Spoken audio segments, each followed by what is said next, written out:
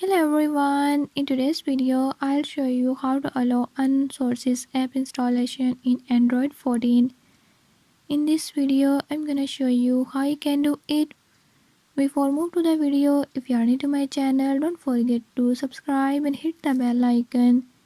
Watch complete video and learn how you can do it. Let's watch the video.